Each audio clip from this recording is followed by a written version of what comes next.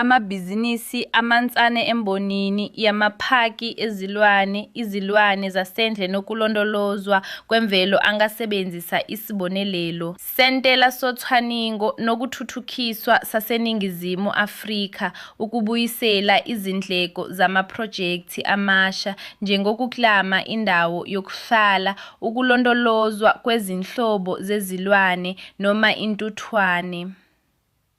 Imisebenzi efanelekile ingabandakanya ukuthuthukisa amasu amasha okunakekela izilwane noma bombukiso obukhube kunthishiswa. Kwentela okungamaphesenti 150 ezindlekweni zocwaningo nokuthuthukiswa luvumela afanelekithe ukuthos-ehlise usawo sentuyiso somyaka yonke kukhulule imetho nangenkathi kuthasos okhwaningo.